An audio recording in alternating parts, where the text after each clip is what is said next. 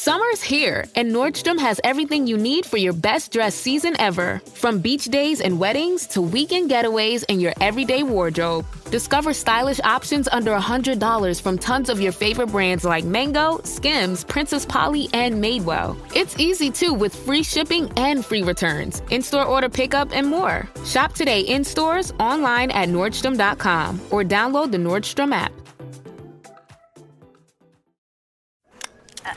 I think you're on mute. Workday starting to sound the same? I think you're on mute. Find something that sounds better for your career on LinkedIn. With LinkedIn Job Collections, you can browse curated collections by relevant industries and benefits, like flex PTO or hybrid workplaces, so you can find the right job for you. Get started at linkedin.com/jobs. Finding where you fit. LinkedIn knows how. It's another Q&A edition of Optimal Health Daily, and I'm Dr. Neal Malik. Hey there, welcome back to another Friday show where I answer your questions. On all the other days, I read health and fitness blogs to you, kind of like an audiobook, with permission from the authors, of course.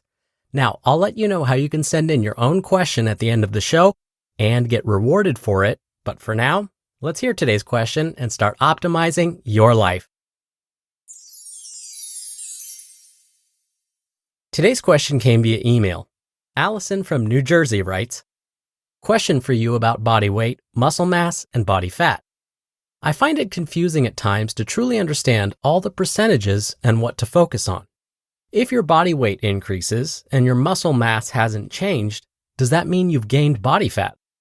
Also, does muscle weigh more than fat?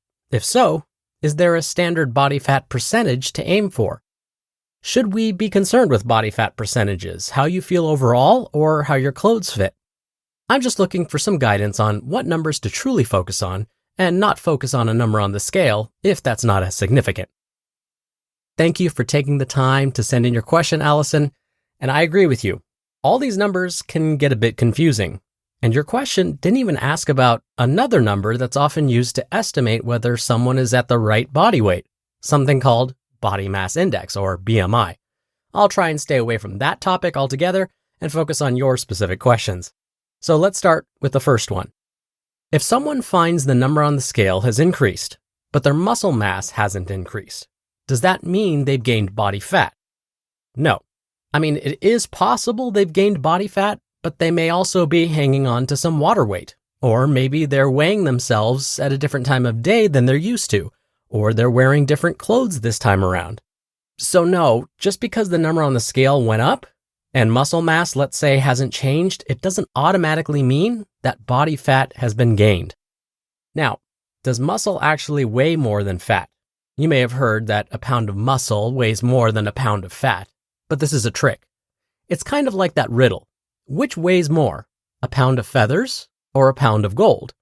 Well, if they both weigh a pound, then they weigh the same, regardless of whether it's feathers, gold, fat, or muscle. A pound, after all, is a pound. The real question is, which one is more dense?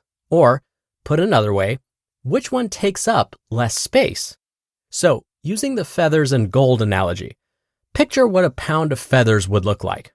We'd agree that it would take a lot of feathers to finally equate to a pound. It would probably be a giant pile of feathers. Now picture what a pound of gold would look like. It would be a much smaller pile. This is because gold is more dense. Each piece of gold is heavy on its own. Each feather is really light. So that's how we can compare fat and muscle. Think of fat like feathers and muscle as gold. Muscle is more dense and takes up less space. Plus, muscle, turns out, is more metabolically active than fat. What that means is muscle tends to burn more calories than fat, in addition to taking up less space. So, how and when do we know whether someone is gaining body fat specifically then? The best way to know is to have our body fat tested every so often. All certified personal trainers and registered dietitians should be able to measure this for you. There are different ways to measure body fat, and some are more accurate and more convenient than others. Most certified personal trainers and registered dietitians have access to something called a total body or full body BIA, where BIA stands for body impedance analysis. This is just a fancy way of saying that there's a machine that can tell us not only our body fat percentages, but estimate muscle mass and even water weight. These body impedance analysis or BIA machines, they do this by sending a very mild electrical current through the body. Now, this mild electrical current is safe for most people, but those that are pregnant, those with heart conditions, those who have a pacemaker, they should not use any kind of body impedance analysis. Now, many gyms have something called a bod pod.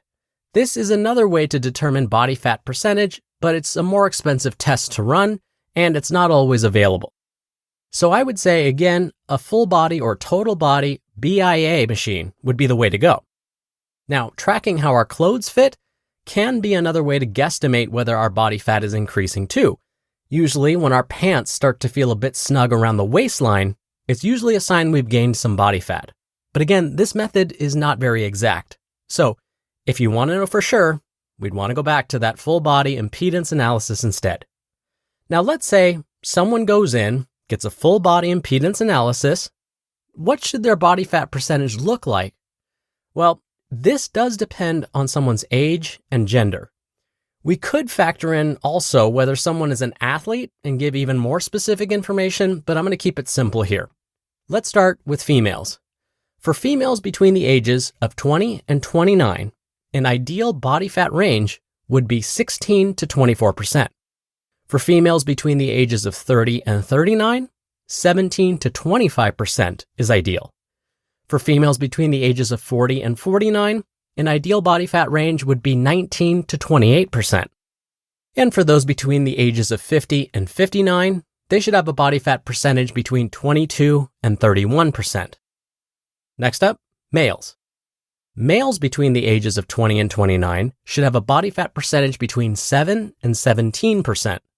Males between the ages of 30 and 39 should aim for a body fat percentage between 12 and 21%. Those between the ages of 40 and 49, 14 to 23% would be ideal. And males between the ages of 50 and 59 should aim for a body fat range between 16 and 24%. So, let's try and make sense of what these numbers actually mean. Say someone goes in and gets results from a full body BIA, or body impedance analysis, and they find that their body fat percentage is 25%. That means that 25% of their body weight is made up of fat. The rest of their body weight is made up of bone, muscle, and water weight. And again, many of these new full body impedance analysis machines will estimate actual muscle mass and water weight too. So let's say someone, again, has a body fat percentage of 25%. So let's say someone is female, their body fat percentage is 25%. If they're between the ages of, say, 30 and 59, they're within an ideal range. If they're male and have a body fat percent of 25%, it's actually falling outside of the range for all age groups. So if a male has a body fat percentage of 25%, they're above what's considered ideal and may be overweight or even obese. All right, so then what's the bottom line? Whenever possible, I encourage others to get their body fat percentage tested by a certified health professional. And if they get tested, they shouldn't just do it that one time. They should go back every few weeks to get retested to see how it's changed over time, because changes over time give us the most valuable information. Oikos presents 15 Seconds of Strength. Here we go. Steve's got a trunk full of groceries and no one to help him. Oh, that's tough, Jim. Looks like a 5-trip load at least. He grabs the first bag, the second. Bob, it looks like he's trying to do it all in one trip. He shimmies the door open, steps over the dog, and he stumbles. Oh, right into the kitchen without missing a beat. Jim, now that's a man who eats his protein-packed Oikos. With 15 grams of complete protein in each cup, Oikos Triple Zero can help build strength for every day. Oikos, stronger makes everything better. Delicious, meat nutritious. Get snackin' and get crackin' with the snack that packs a protein punch. Wonderful Pistachios. Wonderful Pistachios is one of the highest protein nuts. Each 1 ounce serving has 6 grams of protein, giving you over 10% of your daily value. Plus, it's a complete protein, providing all 9 essential amino acids. Pistachios are known for their protein power, fiber, and better-for-you unsaturated fats for a combination that may help keep you feeling fuller longer. And Wonderful Pistachio's new product, Unsalted No Shells, holds the salt but not the flavor in a snack that packs a protein punch. Whether you're looking for a protein pick-me-up or a tasty late-night treat, Wonderful Pistachios are the everyday go-to snack nut. There are plenty of flavors and sizes, perfect for enjoying with family and friends or taking them with you on the go, whether you're running between meetings or dropping off the kids. Get snacking today. Visit wonderfulpistachios.com to learn more. I hope this clears up some of that confusion for you, Allison. Thank you again for taking the time to send in your question. And if you want to send your questions in and get a copy of our Optimal Living Daily Workbook for doing so, you can email your questions to health@oldpodcast.com. That's health@oldpodcast.com. Or if you want your voice played on the show, just come by oldpodcast.com/ask. Or you can do it the old-fashioned way and call in your question. The number is 1-61-I-LOVE-OHD. That's 1-614-568-3643. Thank you again so much for sending in your questions. Answering them is my favorite part of this show. And that'll do it for another Q&A edition of Optimal Health Daily. Thank you so much for listening every day and all the way through. I hope you have a great start to your weekend, and I'll see you back here tomorrow where your optimal life awaits.